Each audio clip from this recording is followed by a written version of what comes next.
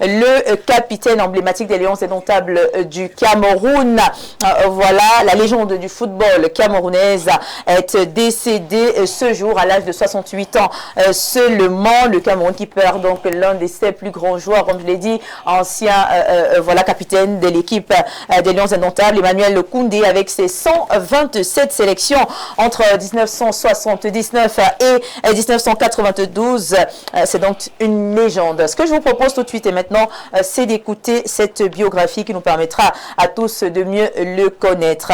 Alors, qui était Emmanuel Koundé, né le 15 juillet 1956 à Ndom. Il décède à l'âge de 68 ans. Il a joué à l'équipe nationale du Cameroun de 1979 à 1992 avec les Lions indomptables. Il a disputé 127 matchs pour 15 buts inscrits, capitaine des Lions indomptables. Il a remporté avec le Cameroun 2 Coupes d'Afrique des Nations et a participé à une Coupe du Monde. Parcours comme joueur au niveau national, il a joué en Bankomo Club, Tempête de Nanga et Boko, Olympique de Mvolier, Prévoyance de Yaoundé et Canon de Yaoundé au niveau international également. Il a évolué au stade de Lavallois et au stade de Reims du côté de la France. Parcours comme entraîneur également. Il a été entre 1997 et 1998 à Canon de Yaoundé. En 1999 jusqu'en 2000, voilà, US Bitam, puis PWD de Bamenda, 2001 à 2006, US Bitam comme entraîneur, puis directeur technique en 2006. Donc voilà ce qu'on peut retenir ce matin. Parlons de la biographie de Koundé, voilà, de Emmanuel, justement, Koundé, qui nous a quittés aujourd'hui, même, je rappelle, nous sommes le 16 mai 2025. Alors, pour ceux-là qui ne l'ont pas connu, véritablement, qui ne se retrouvent pas malgré la biographie, je vais vous proposer de prendre cet élément, justement, où Koundé parlait donc de l'amour que les Camerounais avaient pour le football. Regardons, cet élément se retrouve juste derrière. Bonsoir, c'est avec tristesse que j'ai appris ce matin le décès de mon grand frère, mon ami, mon cochambrier, Emmanuel Koundé, avec qui j'ai partagé beaucoup de souvenirs. Déjà cochambrier en Coupe d'Afrique au Sénégal, cochambrier en Coupe du Monde en 90. Donc je garde en lui beaucoup de souvenirs, beaucoup d'anecdotes. Nous étions proches. Tout simplement, non seulement parce que moi j'habitais Mimboman, il habitait à Mambo, mais aussi par sa nature, quelqu'un de calme et de posé. Donc il y a quelques jours encore, nous étions du côté de Mao Darlé, nous étions du côté de Ndiki, à la dot de ma petite fille. Et... Boum, ça frappe au mur. C'est les singes, c'est les animaux. Ils sortaient un à un, ils sont sortis. Ils ont laissé les vestiaires. Et quand ça lit pour aller au stade. Donc il avait mon ami là-bas, Boulou Saga, comme il jouait à Nantes. Boulou Saga avait mon côté, moi, il me dit qu'il pourquoi vous êtes nerveux comme ça là? Il dit, non, on n'est pas nerveux. C'est notre façon de se chauffer. Ça, c'est même on n'a même rien fait là parce qu'on vous respecte. Parce qu'on respecte l'Argentine. Mais bon, on n'a rien fait. Hein. Je dis, votre pays, beaucoup aimé au Cameroun, tout. Là, on n'a rien fait. On a fait notre. Mais, d'habitude, mais c'est. On vole là, on fait des trucs comme les karatékas, tout ça. Vous avez dit, avant tu comme ça là. Et c'est vrai que sur le terrain, il dit sur le terrain, je ne sais pas. Si vous allez mourir là, ça va aller mourir. Mais si vous voulez nous choquer là, on va vous choquer. Et c'est pour la donne que choqué. Quand on s'est fait, c'est jongler là. Il nous a choqué, on a dit, bon, ok, tu vas jongler là-bas. Tu vas jongler, tu vas jouer avec les épaules là-bas. C'est-à-dire que si Feu Benjo avait pris Karigia là. Si le prenait même bien, il avait même cassé, il fallait qu'il casse. C'est bien dire. Quelqu'un a quelle nuit la fin, il ne fait que courir comme ça. Il court pour aller où? C'est là où il a confirmé que c'est les gens qui prenaient souvent la drogue. Ah ouais, oui. Le gars fait un débarrage du centre. Et balle au pied, hein? Balle au pied. Mais il court. Ben, je vais dire, ok. Je vais le trouver ici, on va dire. Il a raté d'abord, raté Kana. Il a d'abord raté Benetti. Il a raté. Il est bien fait. Kana le rate aussi. Bon. Je lui ai dit, bon, ok. Ainsi, Benjo ne prenait pas ce but. Benjo dit que bon, comme tu as traversé trois fonctions, ça. Boum! Ça frappe au milieu. Voilà. Non, c'est vrai. Là, c'est les singes, là, c'est les animaux. Ils sortaient un à un. Ils sont sortis. Voilà, de retour sur le plateau. Hein. Là, c'était plutôt un moment d'échange entre anciens lions et légendes du football camerounais. Vous avez certainement reconnu certains d'entre eux tout à l'heure. Le temps pour la diffusion, justement, de caler l'autre élément où on peut voir, justement, Koundé s'exprimer sur l'amour que les Camerounais ont pour le football. Et par la suite, on aura également la possibilité de prendre tout à l'heure la réaction à chaud de l'un de ses confrères, l'un de ses cochambriers, j'ai envie de le dire ainsi, avec qui justement il a joué dans les années passées, pour rappeler justement que c'était donc un rassembleur, que c'était un leader, c'était quelqu'un qui aimait justement se faire entourer et voir les gens réunis, les gens unis, comme le dit si bien cette phrase, le football unit les peuples. Alors, si c'est prêt, on va y aller avec cet autre élément qui va donc nous permettre cette fois-ci de voir encore Koundé. Voilà, qui n'est peut-être après. Alors, allons-y donc avec cet autre élément. On a eu justement la possibilité de contacter voilà, l'un de ses coéquipiers, comme je l'ai annoncé, son cochambrier, un ami, un frère qui aujourd'hui se sont touchés, se sont véritablement meurtris par ce décès. Il s'agit de Mabouan Kessak, lui également ancien lion indomptable du Cameroun. Bonsoir. Bonsoir, c'est avec tristesse que j'ai appris ce matin le décès de mon grand frère, mon ami, mon cochambrier, Emmanuel Koundé, avec qui j'ai partagé beaucoup de souvenirs.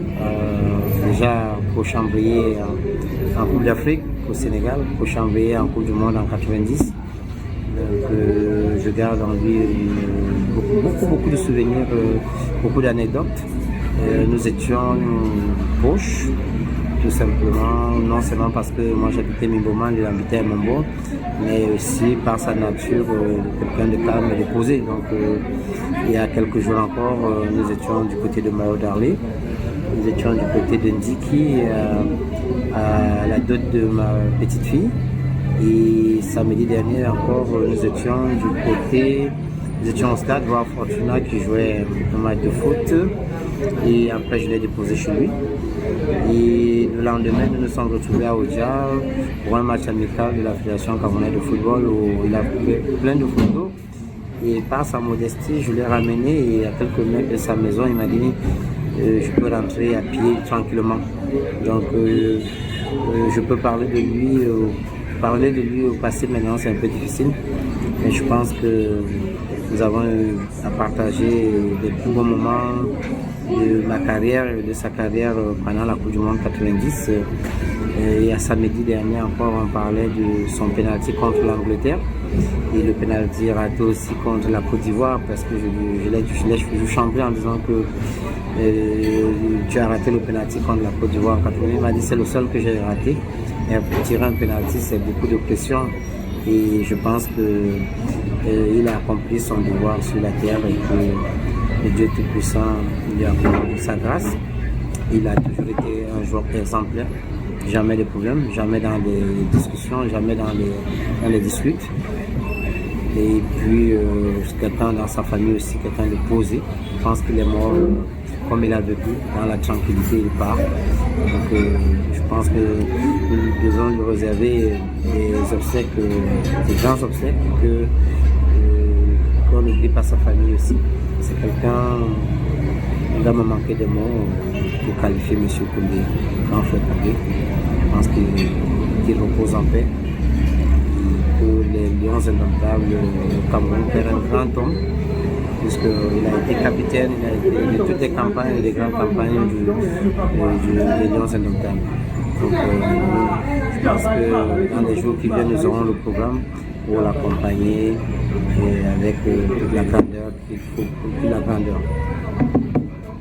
Vous savez que les Camerounais aiment bien le football et c'est pour cela que partout où vous passez pendant les vacances, vous trouverez toujours des jeunes en train de jouer. Et je pense qu'il faut passer par là parce que c'est peut-être dans les quartiers qu'on trouvera un prochain Roger Mila. S'il ne se succède pas lui-même.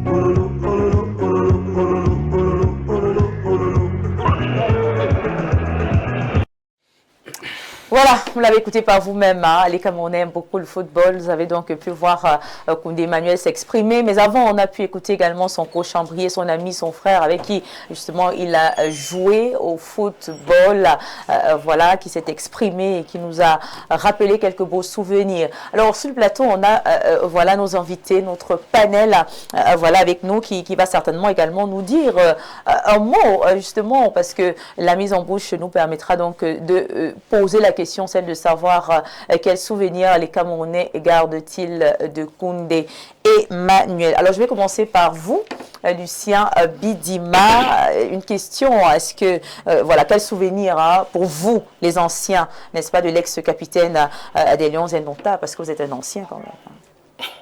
Vous n'êtes pas un ancien? Non, il faut commencer par dire les condoléances qui sont les nôtres à la famille si durement éprouvée et puis à la famille de football. Vous le faites bien si bien de dire, moi j'ai suivi Koundé. À Yaoundé, il y avait deux clubs, il y avait le Canon et il y avait le Tonnerre. Et moi j'étais supporter de Canon. Et Koundé Emmanuel était un modèle. Quand on partait au match, tout le monde souhaitait, même à la dernière minute, un coup franc. Parce qu'il était spécialiste de coup franc et spécialiste de tir au but. On dit qu'il n'a jamais raté de pénalty. Il n'a jamais raté de pénalty, oui, il n'a jamais raté de pénalty. D'ailleurs, même quand, lorsque le gardien prenait le ballon le propulsait au niveau des goals. Parce qu'il tirait avec une telle force qui était telle que... Il avait beaucoup d'énergie. Oui, il avait beaucoup d'énergie. Alors, mais aujourd'hui, ce qui m'attriste, c'est peut-être qu'à un moment donné, vous allez faire un reportage là-dessus pour voir les derniers moments de Koundé Emmanuel. Est-ce qu'il a vécu de son art? Est-ce que tout au moins l'organe fêtier qui s'occupe du football, je ne voudrais pas relancer un débat de quoi que ce soit aussi ici, est-ce que certaines dispositions sont prises, auquel cas il faut les prendre? Je suis un spécialiste de la sécurité sociale, si vous avez vu la syndicat jeudi. Il y a eu des avancées entre la Fédération camerounaise de football et la Caisse nationale de prévoyance sociale, mais je ne sais pas pourquoi jusqu'à présent, on n'a pas abouti à garantir la pérennité de la pension vieillesse et invalidité décès en ce qui concerne les joueurs. Je crois que nous devons aller au fond de cette affaire. Parce que comment comprendre qu'à un moment donné, un joueur de football qui a beaucoup d'argent à un moment donné, autant bien que faire se peut, il mène bien sa vie, mais les derniers jours sont souvent très difficiles. Aujourd'hui, on a mis en place, le président de la République a instruit de mettre en place l'assurance volontaire. Le problème de l'assurance volontaire aujourd'hui, c'est que vous soyez employé ou employeur, indépendant, vous-même, vous pouvez aller à la CNPC garantir votre pension vieillesse et invalidité décès. Je crois que les clubs peuvent le faire. Je crois que la Fédération camerounaise de football peut le faire, doit le faire. Parce que le plus dramatique de l'histoire, c'est que vous vous retrouvez avec un monsieur de 68 ans, un sportif. On ne connaît pas comment elle a vécu ces derniers moments. Vous voyez, nous avons un autre là aussi, Jean-Paul Akono, qui est malade, on est obligé de faire des aides, etc. Est-ce que véritablement il y a une politique idoine mise en place pour la pérennité de la survie de ces gens-là qui nous ont fait vibrer? Koundé Emmanuel, tant sur le plan national qu'international, et même au niveau de la Coupe du Monde, il a été capitaine, c'est quelqu'un qui était presque un modèle, il était quelqu'un qui donnait beaucoup de joie au peuple camerounais. Alors moi je crois que le moment est venu qu'on réfléchisse vraiment sur ça. Mais maintenant, je ne veux pas jeter la pierre à qui que ce soit, il faut que la réflexion soit globale. Elle ne peut même pas se limiter qu'au niveau de la Fédération camerounaise de football, elle doit s'étendre au niveau de l'État, à travers le ministère des Sports, et puis aller jusqu'au niveau des clubs. Parce que nous devons garantir, ça fait toujours mal de comprendre que cela ne se limite pas qu'au niveau des joueurs, hein. Vous voyez, au niveau des artistes, au niveau des musiciens, on est obligé à un moment donné de faire des mains levées. Parce que, alors qu'ils devraient vivre de son art, mais malheureusement, ça n'a pas été bien fait. Même au niveau des autres artistes, des autres fédérations, vous voyez, nous avons des cyclistes, vous voyez, nous avons des athlètes, etc. Donc, il faut penser globalement la situation. Donc, je dis aujourd'hui, moi, je suis ancien, comme vous dites, Koundé Emmanuel a procuré beaucoup de joie. C'était tellement une rivalité entre Tonnerre. Quand vous voyez Mila parler, Mila était au niveau de Tonnerre, Kalara Club et Koundé était au niveau de Canon, on avait Mbidarantes. On avait Abégato au fil aussi, paix à son âme. Quand on parlait de football à ce moment, le stade Omnisport Amadou Ayidjo était toujours plein à craquer. On faisait des kilomètres à pied pour aller voir Koundé Emmanuel. Il n'y avait pas toutes ces guerres que nous vivons aujourd'hui. Il n'y avait que le football et le football qui procurait de la joie. Il s'entraînait un peu partout ici au niveau de Anguissa. Voilà, je me souviens un peu.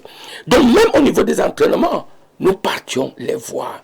Donc je dis, je suis très peiné lorsque j'ai appris la mort de Koundé Emmanuel, mais je dis, cette mort ne peut pas, doit nous susciter en nous un réveil pour dire, ok, qu'est-ce qu'on peut faire pour nos athlètes, pour nos artistes, pour qu'on ne vive pas des situations, pour qu'au moins on puisse garantir leur survie après leur art et qu'ils puissent continuer à vivre aisément, comme vous et moi qui travaillons. Merci beaucoup. Et d'ailleurs, on a le président de la Fédération camerounaise de football qui promet donc un hommage à la dimension du grand homme qui s'est éteint. Il a donc ordonné la prise en charge des obsèques d'Emmanuel Koundé.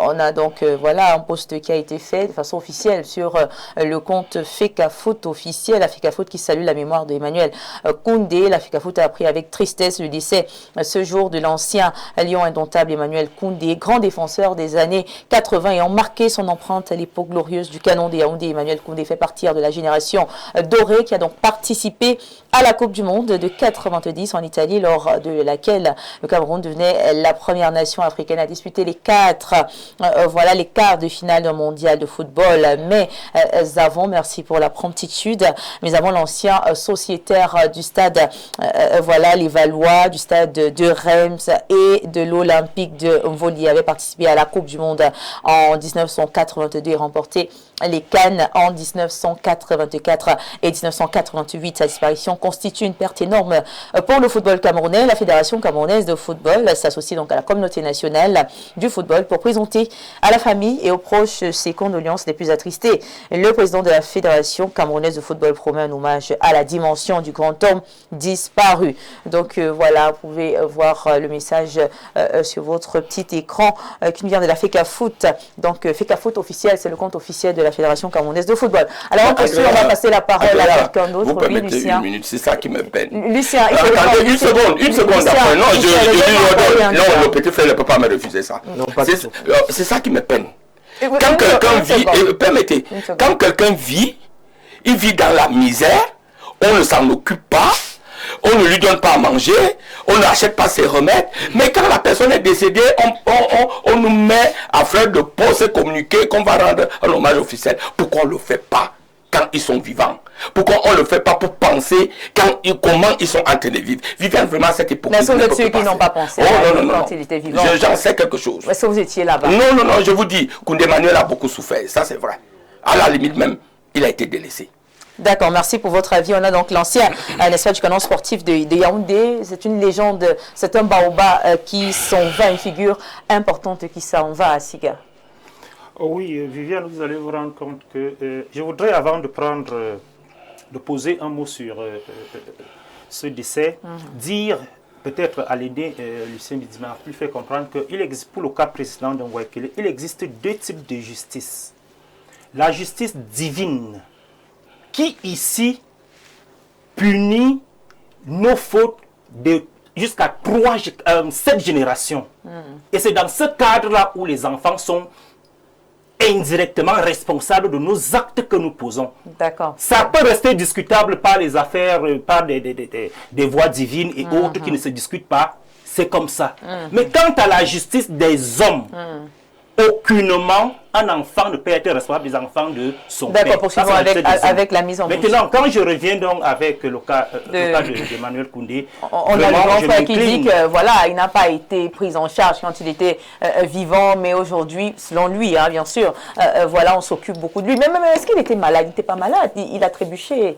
Est-ce qu'il était malade? Il a été malade. D'après les informations que nous avons reçues à un moment, il a été malade, comme presque tout le monde d'un certain âge. Ce n'était pas si alarmant que ça. Voilà. Oui. Mais quand on essaie de regarder le parcours de l'homme, il n'a pas mené un parcours de misérable quand même. Rappelons-le, après qu'il ait raccroché les crampons au niveau de l'équipe nationale, il est allé du côté du Gabon où il a tenu en tant qu'entraîneur une équipe du Gabon et a mené même cette équipe au championnat d'Afrique à plusieurs reprises. J'ai parlé de, je crois que c'était Etam Etam FC du Gabon. C'est quelqu'un qui a eu quand même à travailler. Je suis d'accord avec l'aîné en ce qui concerne le suivi de la carrière des... Que ce soit des artistes, que ce soit des sportifs. Aujourd'hui, c'est l'emblématique Emmanuel Koundé.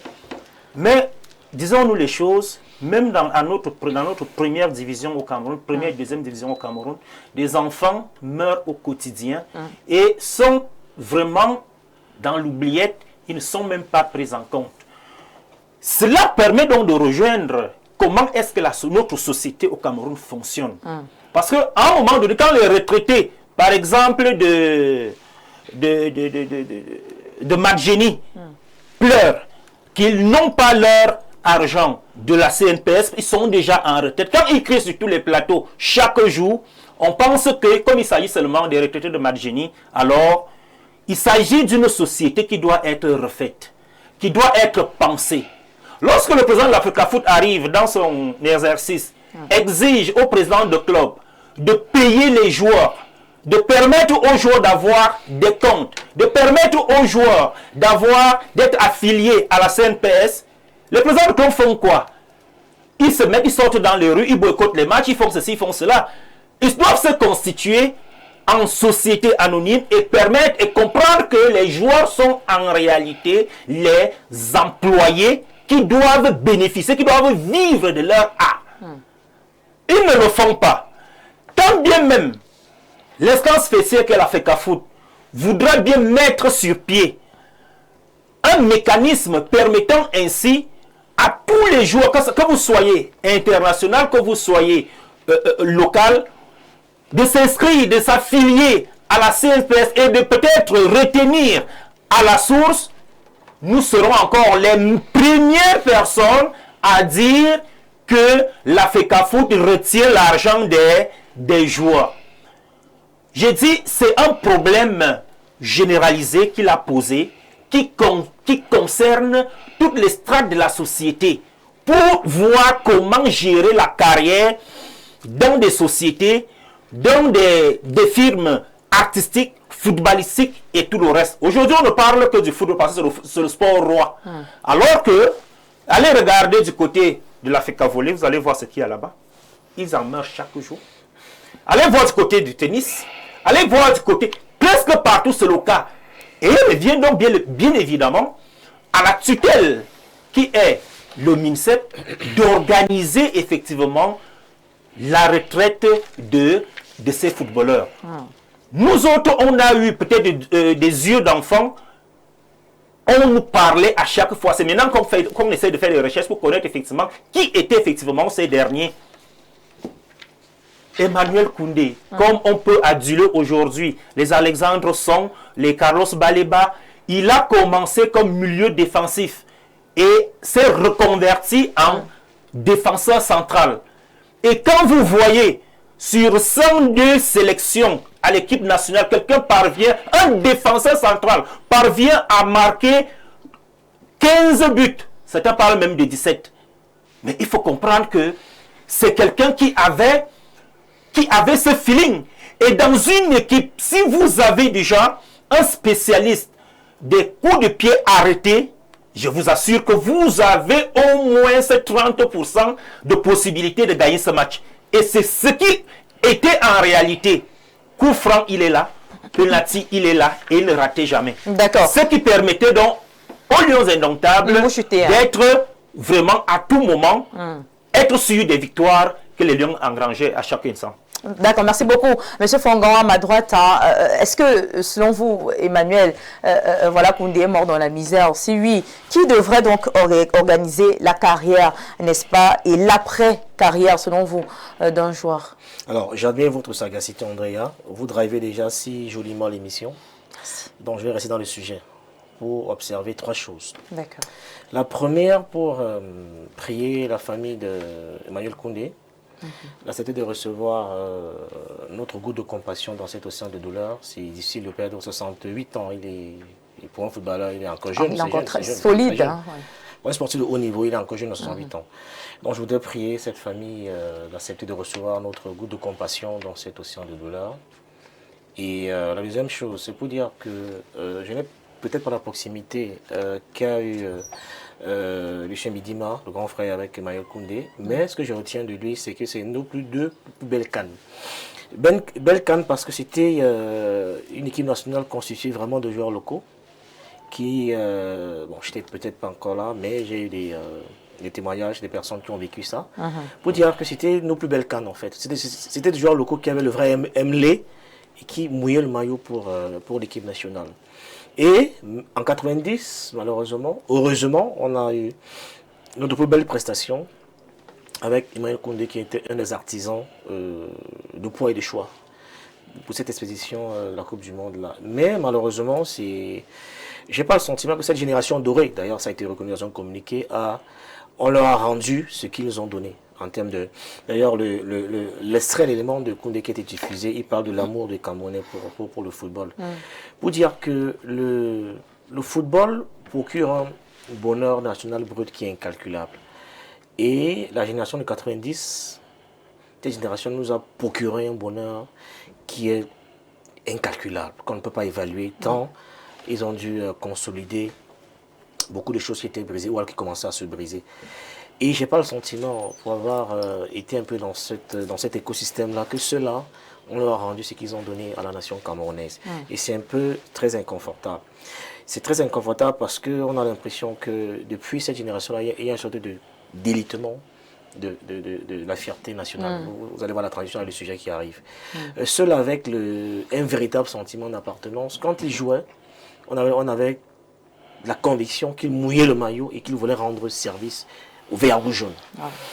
Et je suis un peu embêté parce que j'ai pas le sentiment, moi, que ces valeurs-là ont été transmises à la génération d'après.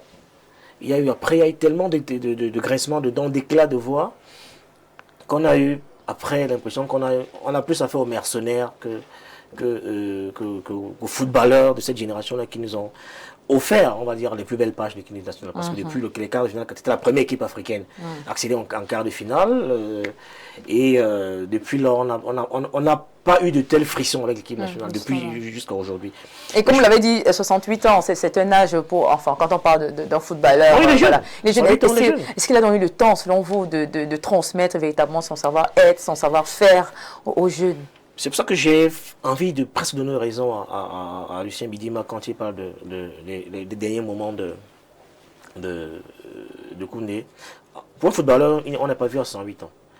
Ça peut peut-être traduire d'un certain abandon dans lequel il s'est retrouvé au soir de sa vie. Parce que c'est un âge à travers lequel on a les valeurs des choses à transmettre encore. Pour un footballeur, c'est un âge où il faut transmettre ce qu'on a appris sur le terrain et en dehors. Aujourd'hui, je pense que c'est quelqu'un qui aurait pu... J'ai le sentiment, vraiment j'en suis certain, qu'il a eu des moments difficile au soir de sa vie. Il n'a pas eu l'encadrement qu'il aurait dû avoir. Parce que je ne suis pas de ceux qui pensent qu'il faut toujours faire venir le pompier après l'incendie. Alors qu'on peut agir avant. C'est totalement irrationnel. Je pense qu'on aurait pu créer les conditions pour permettre à ces gens d'avoir une vie à la hauteur du talent qui était le leur, pour les services rendus à la nation. Je me suis laissé dire qu'il y a quelques années, on leur a offert des maisons à cette génération-là, mais je crois que c'est pas assez pour ce qu'ils ont procuré à la nation camerounaise en termes de bonheur national. On aurait pu créer les conditions pour permettre à ces héros-là du ballon rond d'avoir une vie un peu plus normale. D'accord. Organiser les obsèques avec tambour et trompette, alors qu'on aurait pu créer les conditions pour permettre à ces gens d'avoir une vie plus décente, qui peut-être les aurait permis de vivre 10 ans ou 15 ans de plus, aurait été pour moi quelque chose de plus utile et de plus pertinent voilà. que ce qui va être fait ou ce qui a l'intention d'être fait. Merci à vous pour votre réaction. On va prendre quelques messages, quelques avis externes de nos téléspectateurs. Salut à vous sur le plateau. Juste pour souhaiter mes sincères condoléances à la famille Koundé. Je suis Joseph Nani Onana depuis Ambam. Alors, notre message, bonjour, Koundé Emmanuel était un homme très bien, un gagnant. Alors, bonsoir Info TV, je garde un grand souvenir de Emmanuel Koundé à Saint-Mélima lors d'un match de 2-0. Monsieur, très simple, mes condoléances à la famille fidèle depuis Mimboman. Autre message, bonsoir madame, j'aime bien votre émission sans être un soutien au président, encore moins au RDPC. J'ai été déçu par l'exemple de votre panéliste au sujet du petit Matiste. S'il veut manifester son soutien à l'endroit de l'artiste Lidol, il y a une meilleure manière de la part de Choubaï CT de Japoma à Douala. Alors, on va prendre une autre réaction.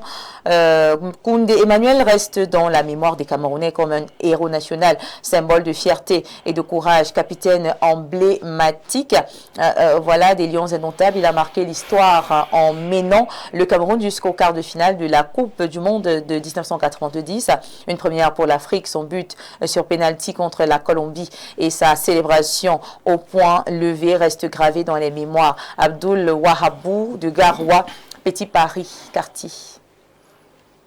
Un autre message, bonsoir à vous en studio. Voilà, très belle pensée pour la mémoire du regretté mémoire Emmanuel. Mais juste une suggestion, Monsieur Bidima a raison de parler de la prise en charge des joueurs. Mais il sait bien tous les problèmes et difficultés les politiciens que les politiciens posent à Samuel Eto'o. Donc pour moi, c'est la moindre des choses que Eto'o fils puisse faire, de lui rendre ce vibrant hommage. C'est à encourager. Bonne suite d'émission à vous, Frédéric Touné, depuis Abomban. Bonsoir à vous sur le plateau, très belle émission. Merci beaucoup. Alors, on va prendre quelques messages également sur WhatsApp. Bonsoir, le plateau. Je voulais demander au monsieur en blanc, voilà, à qui se réfère le pouvoir aider le disparu et lui sur le plateau. Bon, honnêtement, il faut écrire votre message. Hein.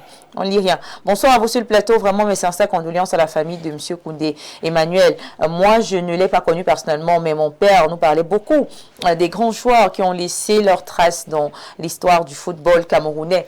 Et parmi ceux-là, il citait souvent Koundé Emmanuel en disant que avant, quand la politique n'avait pas encore mis son grain de sel là-bas, quand c'était encore le mérite pur qui primait, Koundé Emmanuel avait toute sa place car effectivement, c'était un grand joueur, une légende. Mais sans sa condoléance à nouveau, c'est Alexandrie depuis Essos. Alors, on va peut-être prendre deux derniers messages. Bonsoir à vous sur le plateau. Le MINSEP s'occupe plus de Samuel Eto'o que de s'occuper du sport en général. Ah bon? Souvenez-vous du grand boxeur retrouvé voilà, en face de Camerco. C'est une honte pour cette... voilà. Bon, Aloïs Zendé de Kouaban. Restons quand même polis dans notre façon de réagir. Un autre message, ce sera le dernier pour le moment. Bonsoir le panel. Je n'aime pas trop intervenir dans les débats, mais dites à M. Bidima de laisser les histoires sans polémiquer sur le décès du lion. Mais que les gens sachent que la retraite se prépare depuis le premier jour. Ces lions ont eu, voilà, ce qui veut dire le terrain, voilà, à Mimboman, offert par l'ancien président. Tous ont vendu. Et je ne vais ici raconter la vie du défunt, mais il faut bien se renseigner. Voilà, l'État ne fera pas toujours tout. Et ceux qui n'ont pas travaillé, que diront-ils? Repose en paix Emmanuel Koundé Malon. Vous-même dans le canon, vous avez fait quoi pour lui? Je suis Émile Bouya. Il tire à balle réelle ce soir. Voilà, ok. Alors, un téléspectateur voilà, qui nous écrit du côté de Douala, Jacques depuis Douala, bonsoir le panel, lui, Koundé n'est pas populaire pour cause qu'il a évolué à l'époque où les gens n'étaient pas financièrement capables de frotter le public. D'accord. Voilà, merci à tous pour vos différentes réactions. On a Achille Aimé depuis Yassa qui dit très chers amis, Jules Koundé, paix à son âme. Voilà, merci beaucoup. On va refermer. Oui, à Siga. Oui, je voudrais effectivement ajouter qu'une fois qu'il a raccroché les crampons, il a été entraîneur au Canon de Yaoundé. C'est déjà une transmission qu'il a eu à faire là-bas en 97, 90, 97, 98. Après, il est allé à US Bétam, où il a également été là-bas de 99 en 2000. Revenir au Cameroun à PW de Bamenda, où il a encore fait une saison, avant de retourner encore à US Bétam. Donc, si au Cameroun, on peut dire qu'il a pu quand même apporter quelque chose après avoir accroché les crampons, c'est sur ces deux clubs-là. Autre chose également, c'est, on l'a vu tout récemment en France avec le prix Marc-Vivien Fouet, qui aujourd'hui, c'est un prix qui est perpétré de ce côté. C'est d'ailleurs le Marocain du PSG qui l'a gagné cette année. Hakimi, qui l'a gagné cette année. C'est tout à l'honneur du Cameroun. Vous voyez que voilà un Marc-Vivien Fouet qui est au relais de l'autre côté et non même au Cameroun. Non même au Cameroun. Aucun prix, c'est-à-dire que même symbolique, n'est organisé pour les anciennes gloires, pour les icônes, que ce soit de la musique, que ce soit de quoi que ce soit au Cameroun. C'est vraiment quelque chose à repenser entre les différents ministères de tutelle et les instances fêtières. D'accord. Ça commence par nos héros nationaux, tout commence par là, ils sont tout à fait. D'accord. On va me donner une seconde pour dire que... Allez-y, grand. Allez-y, grand. Ancien. On vous donne une seconde. Non, le problème que nous posons, et ça je suis d'avis avec les panélistes, n'a rien à voir avec Samuel Eto'o ou bien la FECA footballeur. Le problème est global. Vous voyez, nous sommes même sortis du cadre purement sportif, non? Moi, je commence à penser à une idée des états généraux des sports, pas du football. Pour qu'ensemble, parce que ce que les gens disent, ils ont raison. Prenons seulement dans le cas du football. Il y a le ministère, c'est-à-dire l'État qui intervient. Quand on peut donner des primes aux joueurs, le même État devrait s'assurer que, effectivement, les joueurs gagnent ces primes. Mais dans ces primes, ce que vous devez savoir, c'est que les primes sont imposables. Et qu'effectivement, on reverse les cotisations sociales y afférentes. Pourquoi je le dis? Il faut, et je veux vous dire, non, je veux vous surprendre, Samuel Eto'o s'est engagé des négociations. Hein. Moi, je l'ai vu à la CNPS, avec la Caisse nationale de prévoyance sociale pour voir comment les gens peuvent être affiliés. Au moins, on peut tout dire de mauvais de lui, mais de ce côté-là, il a engagé les négociations. Mais j'ai dit, le problème doit être global. Quand on parle du prix de Vivian Fouet, c'est l'État français qui a pris cette décision. Pourquoi on ne ferait pas aujourd'hui le prix Roger Mila, le prix voilà, même le prix Samuel Eto'o, quand même, c'est l'un des plus grands joueurs que le Cameroun ait eu aujourd'hui. Sans voilà, alors j'ai dit, voilà, par exemple, le stade Japoma, on aurait aimé qu'il soit baptisé le stade Roger Mila. Par exemple, pendant qu'il est encore vivant, qu'il voit ça. Voilà, par exemple. D'accord. En tout cas, voilà, en conclusion, on va adresser nos sincères condoléances à la famille de Koundé Emmanuel. Ça fait toujours très mal, n'est-ce pas, de perdre un être aussi cher. On a le football en général qui est en deuil et puis sa famille.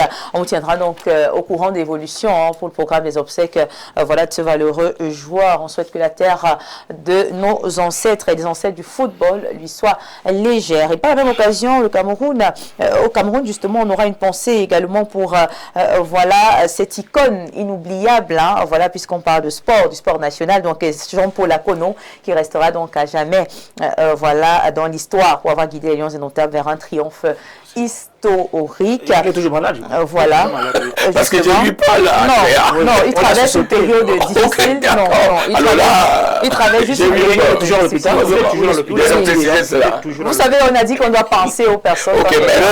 Oui, donc vu qu'il traverse une période difficile, il est important justement. C'est maintenant qu'il faut l'encadrer, c'est pas après. Exactement. Donc c'est dans ce sens-là que je disais, je pense qu'on est tous d'accord que nous prions tous pour que j'ai quand même apprécié, on a vu le président de la FECA aller lui rendre vraiment, Voilà, c'était émouvant, c'était formidable. Très beau. Donc voilà, mesdames et messieurs, on va donc voilà, refermer cette page voilà, consacrée au décès de Koundé Emmanuel, tout en souhaitant une fois de plus ses sincères condoléances. On va prendre du transition et on se retrouve juste après pour la deuxième partie consacrée à notre thématique centrale. On parlera d'unité nationale, comment la préserver, voire même comment la pérenniser. À tout de suite.